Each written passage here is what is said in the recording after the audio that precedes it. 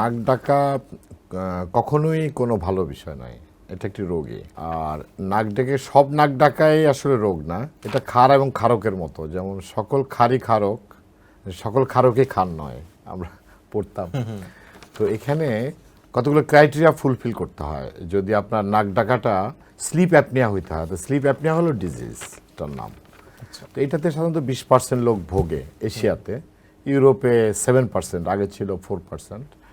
তো রিসেন্ট স্টাডিতে এইভাবে চেঞ্জ হয়েছে। তার মানে বাংলাদেশে প্রায় 3.5 কোটি লোক কিন্তু এই ডেঞ্জারাস প্রবলেমের মধ্যে আছে।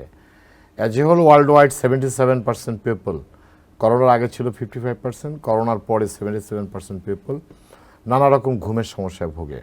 তো ঘুমের সমস্যা বলতে কিন্তু একরকম সমস্যা না, ঘুমের সমস্যা মেইন দুটো কম্পোনেন্ট। একটি হচ্ছে আপনার ইনসোমনিয়া, অর্থাৎ ঘুম হয় না, ঘুম আসতে দেরি হয় বিছানায় গেলে, অথবা বারবার ঘুম ভেঙে যায় ঘুমের মধ্যে। 2 নম্বর সমস্যা হচ্ছে আপনার এই নাক ডাকা। It is a disease format in different form.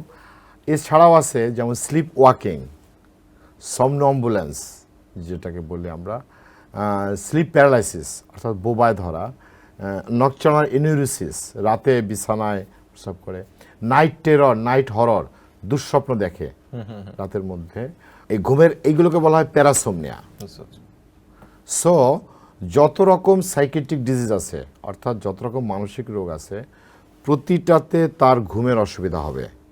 এবং ঘুমের অসুবিধা যখনই হবে মানুষের, যে কোনো সময়, আপনি যদি 8 ঘন্টার কম ঘুমান এবং ঘুমের মধ্যে যদি ব্যাঘাত ঘটে, 3 মাস যদি ঘুমের ব্যাঘাত ঘটে, পরিণামে গিয়ে আপনার কোনো না কোনো মানসিক সমস্যা দেখা দেবে। সেটা অ্যাংজাইটি হোক, অ্যাংজাইটি নিউরোসিস হোক, ডিপ্রেশন হোক, অথবা অবসেসিভ কম্পালসিভ ডিসঅর্ডার হোক। অর্থাৎ দুইটা ইন্টারলিঙ্ক।